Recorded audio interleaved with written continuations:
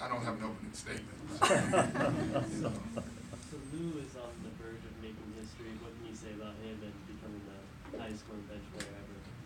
It's amazing, when if you're anything that ends in ever, in the NBA, it's pretty impressive. I didn't know that Dale Curry was the leader. I didn't know that until 2 days ago, so I was surprised by that. I knew he was good. I didn't know he was that good. That's amazing. And the way Lou does it with his size and his shot, but more importantly, how much he finishes in the paint. I think that's what surprises me the most since coaching him. How often he gets in the paint and finishes over bigs. It's just remarkable. Doc, you guys, Wilson was healthy Yeah. the other day, but wasn't in the rotation. Yeah. Where do you think he's going to fit in over these next? I don't really games? know, but I think he will. I think he'll help us. I don't know at what point he will help us. He's missed a ton of games. That was his first time suiting up in a uniform for us. But watching him in practice, he can play the 3 or the 4. He can stretch the floor. He gives us a little bit more toughness as well. He can guard 3 or 4s, and again, his shot helps. So he'll help us for sure. Doc, is that the 3-guard lineup something you're set with for the rest of the season, or is that just going to be like game-by-game basis? I don't know. Right now it's pretty much set, but that doesn't mean we won't change it when we face, someone when we think we need to. Pat has been able to guard bigger 3s, from LeBron to Paul George. So right now it hasn't hurt us, but we're not going to be scared to change that if someone does. Shannon has sort of been on and off of this with scoring, but have you found yourself having to tell him to slow down at times because he sort of comes up with quicker? Never. You do at times, but you want him to play at that pace. That's part of his weapon. He makes shots at that pace.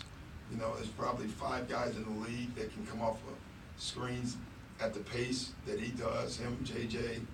I can't even think of the other ones, but there are a couple of them. The kid in Brooklyn, Harris, does it as well.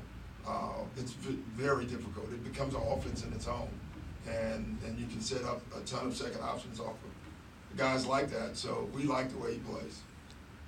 Doc, is there any added zeal for you playing against a team you once coached? No, you want to win, but I wanted to win the other night too.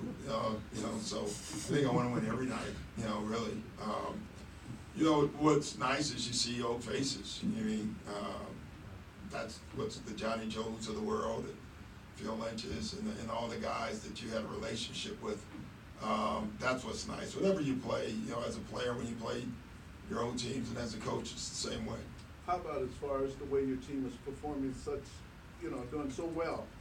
How impressed are you of their performance? I don't know, if you have a lot of time to be, we have to win games right now. So we have to win every game. That's our thought. Every night we have to win. We have to have great focus, and we have to play to our character. And when we do that, we have a chance to win. There's still no guarantee. You can do all those things right and not win, but we know with our team, if we don't do them right, we're not going to win. That's the guarantee. So I think our guys buy into that. And so with this team, you really enjoy coming to the games. They're going to play right, and that's a good thing. Doc, are you still ignoring the standings?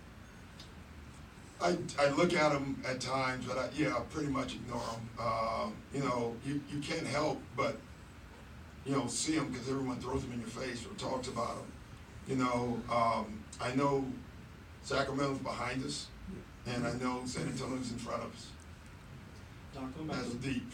Going back to Lou a little bit, the other night he said he really felt like that 6-man trophy should be his. How much would that mean to you guys just as a team and to you for him to get that? Well, if he doesn't trust you, so the way I look at it, one of those two, or we should share it and I'm good. I don't know what that stuff means. I never do. It has to mean something. I know it means a lot for the players, all right? For the organization, I don't know. Heck, we've had 2, 3. I've had twice with Jamal since I've been here, and then this will be the 3rd with if one of those 2 win, or the 4th, because Lou won last year. So, we've cornered the market, let's keep doing it.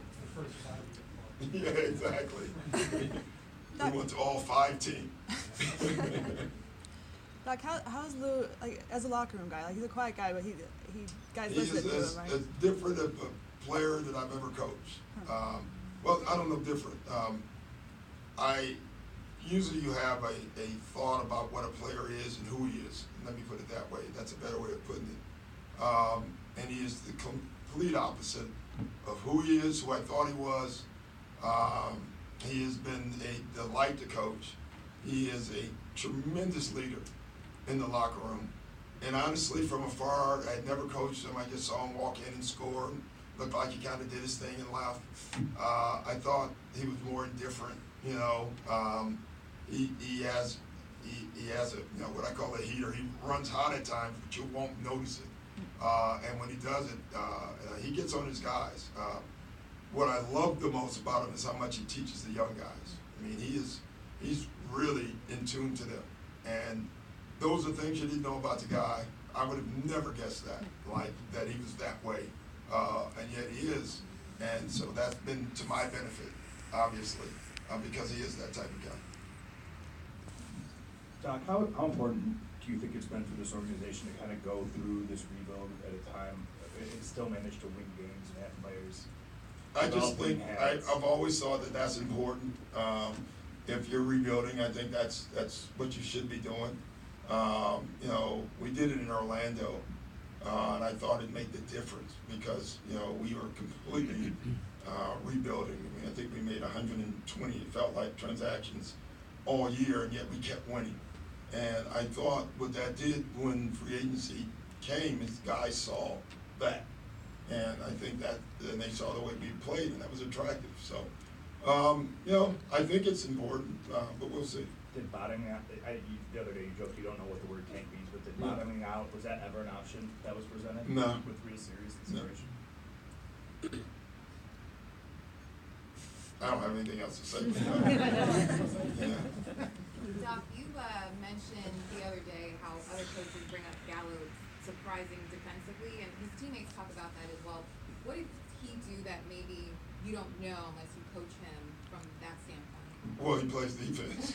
Honestly, he's another one. I honestly, when we signed him, I thought we were getting an offensive player, and I didn't see first of all, I didn't see the defensive IQ.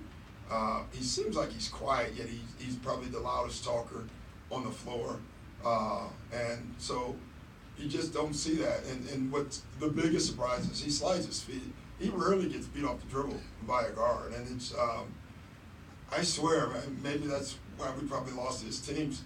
We used to try to go at Gal and probably didn't have success, and I didn't notice it or something. But he's a really good defensive player. Doc, what do you think of the competition tonight? What's it going to take to come out victorious?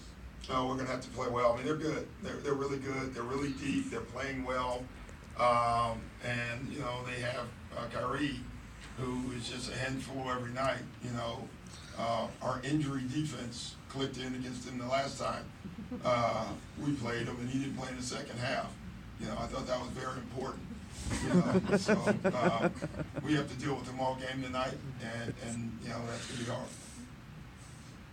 All right, guys, thank you.